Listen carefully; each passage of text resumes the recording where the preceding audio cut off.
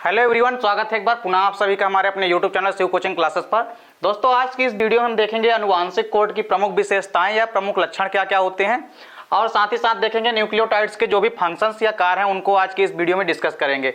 देखिए, ये दोनों क्वेश्चन पेपर में 4 नंबर में हमेशा पूछे जाते हैं। देखिए, इसके पहले भी अनुवांशिक कोड पेपर में पूछा जा चुका है और न्यूक्लियोटाइड्स के कार्य भी पेपर में पूछा जा चुका है। तो देखिए, ये क्वेश्चन अच्छे से तैयार कीजिए। देखिए, यदि हम बात करें अनुवांशिक कोड की, तो अनुवांशिक कोड क्या होता है कि ये 3 नाइट्रोजनी क्षारकों से मिलकर के क्या होती है, एक बनी भाषा होती है जो किसी विशिष्ट अमीनो अम्लों को कोड करती है। अब देखिए, अनुवांशिक कोड की प्रमुख विशेषताएं हैं। देखिए, पहली विशेषता क्या होती है, प्रारंभ सिग्नल यानी स्टार्टिंग कोडान। स्टार्टिंग सिग्नल में क्या होता है, देखिए जो भी पॉलीपेप्टाइड श्रृंखला है, ये पॉलीपेप्टाइड श्रृंखला के जो निर्माण का प्रारंभ होता है वो एमआरएनए पर पाए जाने वाले एयूजी तथा जीयूजी कोडान से होता है। यानी एयूजी तथा जीयूजी कोडान, देखिए एयूजी तथा जीयूजी ये दोनों कोडान जो हैं स्टार्टिंग कोडान यानी कि प्रारंभ सिग्नल कहलाते हैं। ये किसी भी कोडान को स्टार्ट करते हैं। तो एयूजी किसको कोड करता है, मेथियोनिन अमीनो अम्लों को कोड करता है। वहीं जो वायलिन अमीनो अम्ल है इसको कौन कोड करता है, जीयूजी कोडान कोड करता है। तो एक विशिष्ट पॉलीपेप्टाइड की जो श्रृंखला होती है उसके निर्माण का जो प्रारंभ होता है वो एमआरएनए पर जो एमआरएनए पर जो अनुवांशिक कोड पाए जाते हैं यानी कोडान जो होते हैं, जैसे एयूजी कोडान हो गया और जीयूजी कोडान, ये दोनों क्या होते हैं, प्रारंभ कोडान या प्रारंभ सिग्नल होते हैं, क्योंकि इन्हीं से जो अमीनो अम्लों को कोड करने की स्टार्टिंग है वो होती है। तो पॉलीपेप्टाइड श्रृंखला का जो प्रारंभ होता है वो एमआरएनए पर पाए जाने वाले 2 कोडान एयूजी तथा जीयूजी कोडान से होता है। ये क्रमशः मेथियोनिन तथा वायलिन अमीनो अम्लों को कोड करते हैं। और हमको पता है कि एक विशिष्ट कोडान जो है एक विशिष्ट अमीनो अम्लों को ही कोड करता है। तो सबसे पहली विशेषता क्या है, प्रारंभ सिग्नल। यानी कोई भी पॉलीपेप्टाइड श्रृंखला का यदि निर्माण हो रहा है तो उसका जो प्रारंभ होता है वो एमआरएनए पर 2 जो कोडान पाए जाते हैं एयूजी तथा जीयूजी कोडान, इन्हीं के द्वारा इनकी स्टार्टिंग होती है यानी शुरुआत होती है। और एयूजी कोडान जो है ये मेथियोनिन अमीनो अम्लों को कोड करता है। वहीं जो जीयूजी कोडान होता है ये किसको कोड करता है, वायलिन अमीनो अम्लों को कोड करता है। तो प्रारंभ सिग्नल में यही हो गया कि 2 स्टार्टिंग कोडान होते हैं एयूजी और जीयूजी जो पॉलीपेप्टाइड श्रृंखला के निर्माण को प्रारंभ करते हैं। दूसरा है ट्रिपलेट कोड। देखिए, इसके पहले भी हमने आपको जब अनुवांशिक कोड पढ़ाया तो उसमें हमने ट्रिपलेट कोड आपको पढ़ाया है। ट्रिपलेट कोड का मतलब क्या होता है कि प्रत्येक अनुवांशिक कोड जो है वो 3 नाइट्रोजीनस क्षारकों से मिलकर बना समूह होता है। यानी प्रत्येक अनुवांशिक कोड जो होता है वो 3 नाइट्रोजनी क्षारकों से मिलकर बना एक कोडान होता है। जैसे मान लीजिए एयूजी है, इस एयूजी में एडेनिन है, यूरेसिल है और ग्वानिन है। ये आपस में 3 नाइट्रोजनी क्षारक मिलकर के एक कोडान बनाते हैं और ये किसी विशिष्ट अमीनो अम्लों को कोड करते हैं। तो कुल मिलाकर यह हम ये कह सकते हैं कि जो एक अमीनो अम्ल होता है वो 3 नाइट्रोजनी क्षारकों से बने न्यूक्लियोटाइडों द्वारा कोडित होता है। तो इस प्रकार से प्रत्येक अनुवांशिक कोड जो होता है वो 3 नाइट्रोजीनस क्षारकों से मिलकर बना एक समूह होता है। तो इसी को हम क्या कहते हैं, ट्रिपलेट कोड। तो इसकी ट्रिपलेट कोड जो है ये भी इसकी विशेषता है, अनुवांशिक कोड की प्रमुख विशेषताओं में से एक है।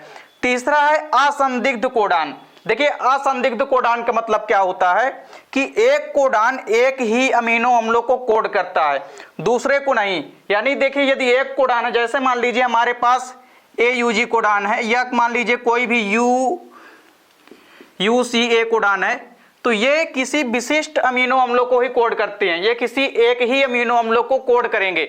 यानी एक कोडान हमेशा एक ही अमीनो अम्लों को कोड करता है, दूसरे अमीनो अम्लों को कोड नहीं कर सकता है। तो ये अनुवांशिक कोड की तीसरी विशेषता है, क्या, असंदिग्ध कोडान। चौथी विशेषता क्या है, देखिए ये चौथी विशेषता है रुकावट सिग्नल। देखिए, रुकावट सिग्नल का मतलब होता है, मान लीजिए पॉलीपेप्टाइड श्रृंखला स्टार्ट तो हो गई है। अब कोई भी पॉलीपेप्टाइड की जो श्रृंखला होती है उसकी लंबाई जो होती है एक निश्चित होती है, यानी फिक्स लंबाई की होती है। अतः यदि कोई पॉलीपेप्टाइड श्रृंखला स्टार्ट हुई है तो उसका समापन भी होगा, यानी उसका अंत भी होगा। तो जो पॉलीपेप्टाइड श्रृंखला की लंबाई निश्चित होती है, अतः श्रृंखला के निर्माण के क्रिया के बाद इसका समापन भी होता है। अब इसका समापन देखिए किसके द्वारा होता है, देखिए एमआरएनए पर जो पाए जाने वाले कोडान होते हैं, एक कोडान है यूएए, दूसरा यूएजी और तीसरा यूजीए। ये किसी भी अमीनो अम्लों को कोड नहीं करते हैं। देखिए, 3 कोडान यूएए, यूएजी और यूजीए हमने आपको अनुवांशिक कोड में भी पढ़ाया है कि 3, देखिए टोटल 64 प्रकार के कोडान बनते थे, लेकिन उसमें से 61 कोडान ही अमीनो अम्लों को कोड करते हैं। बाकी 3 कोडान जो होते हैं UAA, UAG और UGA, ये किसी भी अमीनो अम्लों को कोड नहीं करते हैं, ये श्रृंखला के निर्माण की क्रिया को रोक देते हैं। अब देखिए, चूंकि ये UAA तथा UAG व UGA ये कोडान किसी भी अमीनो अम्लों को कोड नहीं करते हैं, इसलिए इन कोडानों को हम क्या कहते हैं, इसलिए इन कोडानों को हम स्टॉप कोडान कहते हैं, क्योंकि ये पॉलीपेप्टाइड श्रृंखला के निर्माण की क्रिया को क्या कर देते हैं, रोक देते हैं। इसलिए इन तीनों कोडानों को हम क्या कहते हैं, स्टॉप कोडान कहते हैं, या इनको हम नॉनसेंस कोडान भी कहते हैं, और इसके अलावा इनको हम टर्मिनेटिंग कोडान भी कहते हैं। तो इसको आपको याद रखना, क्योंकि ये क्वेश्चन ऑब्जेक्टिव में भी यहां से पूछे जाते हैं। इसके बाद देखिए रुकावट सिग्नल में क्या है, जैसे 3 प्रकार के कोडान UAA, UGA तथा UGA, UAG, ये तीनों अमीनो अम्ल जो हैं, ये तीनों कोडान किसी भी अमीनो अम्लों को कोड नहीं करते हैं और ये श्रृंखला के निर्माण की क्रिया को रोक देते हैं, इसीलिए इनको हम क्या कहते हैं, रुकावट सिग्नल कहते हैं। तो देखिए चौथी विशेषता क्या है आनुवांशिक कोड की, रुकावट सिग्नल, यानी इसमें 3 प्रकार के ऐसे कोडान भी होते हैं जो किसी अमीनो अम्लों को कोड नहीं करते हैं और ये श्रृंखला के निर्माण की क्रिया को रोक देते हैं, इसीलिए तो इसको स्टॉप कोडान कहते हैं। इसके बाद देखिए एक आखिरी विशेषता क्या है, सार्वत्रिक कोडान, या इसको हम यूनिवर्सल कोडान भी कहते हैं।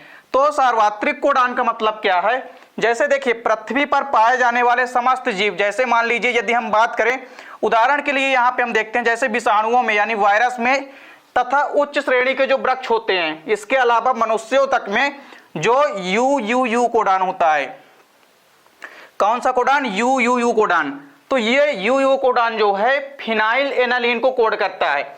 ये मतलब एक ही कोडान जो है हर जगह, देखिए ये पादपों में भी, उच्च श्रेणी के पादपों में तथा साथ ही साथ विषाणुओं में व मनुष्यों में भी जो UUG कोडान होता है, ये पर्टिकुलर फिनाइल एनालिन अमीनो अम्लों को कोड करता है। तो इस प्रकार से कोडान जो है सार्वत्रिक कोडान होता है।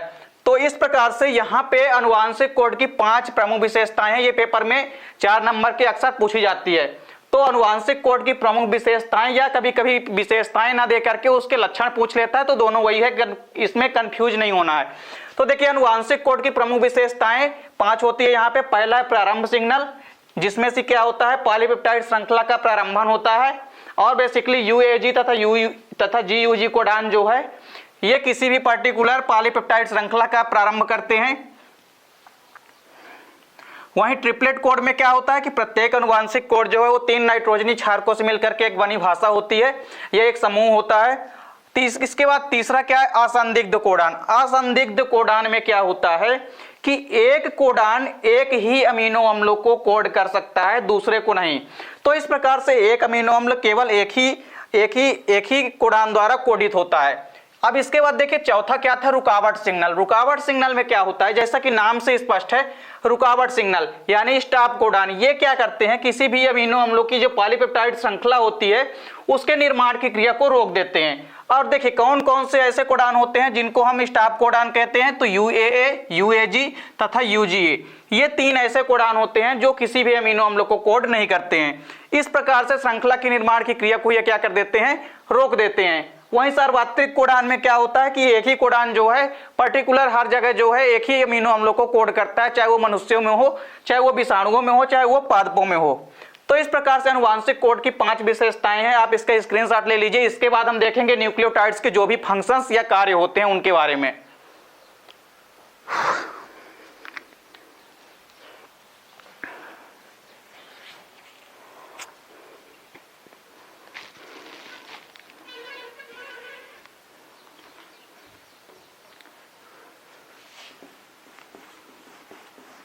तो अब देखिए न्यूक्लियोटाइड्स के कार्य यहां पे देखते हैं।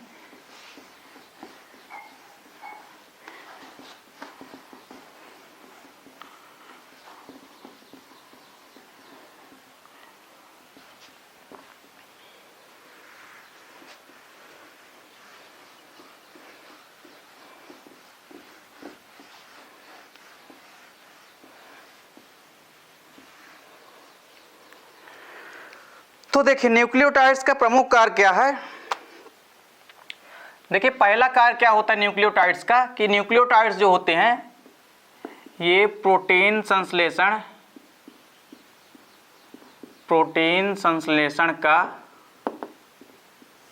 प्रोटीन संश्लेषण का संचरण करते हैं, यानी एक स्थान से दूसरे स्थान तक सूचना देते हैं प्रोटीन संश्लेषण के संचरण की। प्रोटीन संश्लेषण का संचरण करते हैं। तो ये आनुवांशिक कोड की पहली विशेषता है। क्या विशेषता है? कि ये प्रोटीन संश्लेषण की सूचना का संचरण करते हैं। देखिए, प्रोटीन संश्लेषण की सूचना का, प्रोटीन संश्लेषण की सूचना का संचरण करते हैं, यानी एक स्थान से दूसरे स्थान तक प्रोटीन संश्लेषण की जो सूचना है इसको ले जाते हैं। इसके बाद देखिए, जो न्यूक्लियोटाइड्स हैं इसका दूसरा प्रमुख कार्य क्या होता है कि ये फास्फेट बंध, यानी ये अपनी ऊर्जा को फास्फेट बंध या एटीपी के रूप में संचित करते हैं। तो यहाँ पे देख भी सकते हैं कि ये फास्फेट बंध या एटीपी के रूप में ऊर्जा का संचय करते हैं। ये फास्फेट बंध या हम कह सकते हैं एटीपी के रूप में, फास्फेट बंध या एटीपी के रूप में ऊर्जा का संचरण करते हैं, ऊर्जा का संचय भी करते हैं, ऊर्जा का संचय तथा संवहन करते हैं। तो देखिए, यहाँ पे पहली विशेषता क्या है न्यूक्लियोटाइड्स की, कि ये प्रोटीन संश्लेषण की जो सूचना है उसका संचरण करते हैं। दूसरी विशेषता क्या होती है कि ये फास्फेट बंध यानी एटीपी के रूप में ऊर्जा का संवहन करते हैं। और देखिए, ये जो एटीपी होती है इसका पूरा नाम क्या होता है? Adenosine triphosphate, adenosine triphosphate. देखिए, ये फास्फेट बंध या एटीपी के रूप में ऊर्जा का क्या करते हैं? संवहन करते हैं। इसके अलावा देखिए, कुछ न्यूक्लियोटाइड्स ऐसे भी होते हैं जो सह एंजाइम के रूप में कार्य करते हैं। देखिए, कुछ ऐसे भी एंजाइम होते हैं, अर्थात हम ये कह सकते हैं कि कुछ न्यूक्लियोटाइड्स जो हैं, देखिए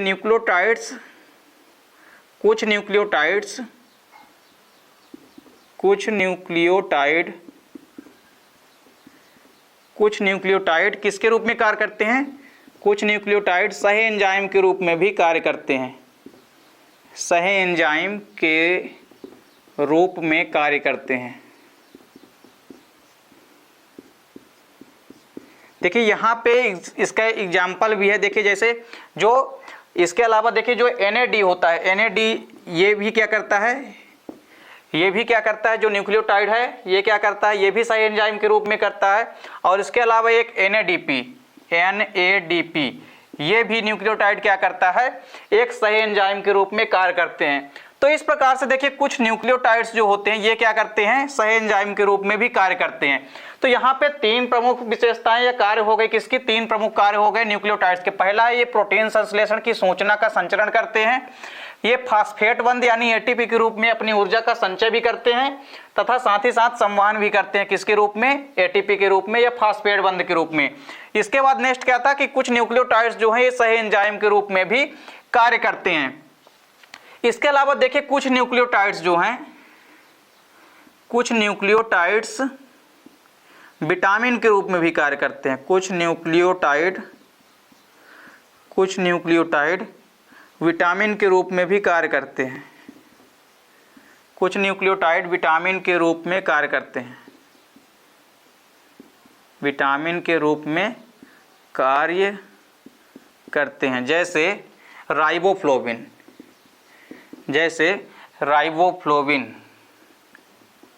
तो देखिए, राइबोफ्लोविन जो प्रोटीन होता है, राइबोफ्लोविन जो यहाँ पे न्यूक्लियोटाइड होता है, ये क्या करता है? ये पर्टिकुलर विटामिन के रूप में कार्य करता है। तो इस प्रकार से जो न्यूक्लियोटाइड्स होते हैं ये विटामिन के रूप में भी आपस में कार्य करते हैं। तो देखिए, ये प्रमुख चार कार्य हो गए। पहला, ये प्रोटीन संश्लेषण का संचय करते हैं तथा साथ ही साथ संचरण करते हैं। इसके अलावा ये फास्फेट बंध के रूप में या हम कह सकते हैं एटीपी के रूप में ऊर्जा का या एनर्जी का संचय करते हैं, यानी स्टोर करते हैं तथा साथ ही साथ संवहन करते हैं, यानी ले जाते हैं कि स्थान से दूसरे स्थान तक। वहीं कुछ न्यूक्लियोटाइड सह एंजाइम के रूप में भी कार्य करते हैं, जैसे NAD तथा NADP। इसके अलावा कुछ न्यूक्लियोटाइड विटामिन के रूप में भी कार्य करते हैं। देखिए, कुछ न्यूक्लियोटाइड्स जो होते हैं, इसके अलावा न्यूक्लियोटाइड्स जो होते हैं वो शरीर की विविध क्रियाओं का नियंत्रण भी करते हैं। न्यूक्लियोटाइड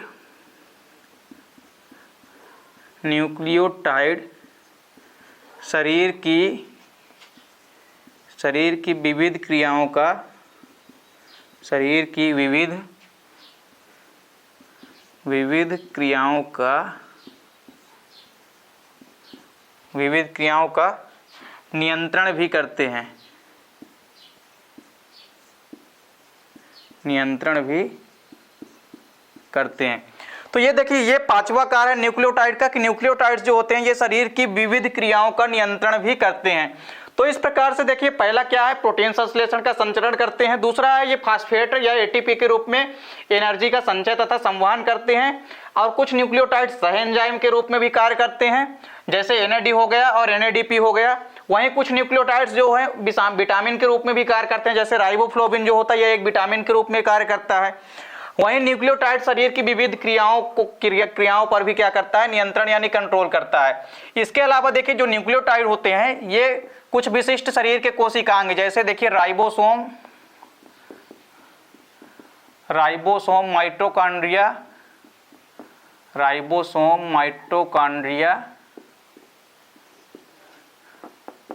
तथा क्लोरोप्लास्ट के निर्माण में भी भाग लेते हैं, तथा क्लोरोप्लास्ट के निर्माण में भाग लेते हैं।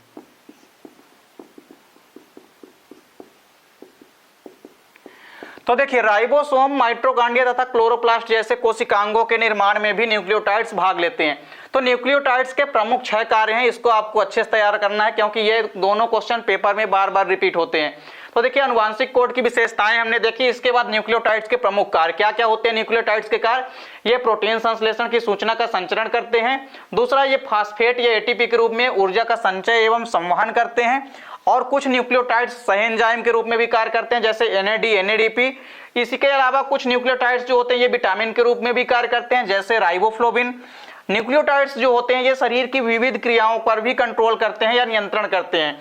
इसके अलावा शरीर के कुछ ऑर्गन्स, जैसे हम कह सकते हैं माइटोकॉन्ड्रिया, राइबोसोम तथा क्लोरोप्लास्ट, या हम कह सकते हैं हरित लवक जैसे कोशिकांगों के निर्माण में भी न्यूक्लियोटाइड्स भाग लेते हैं।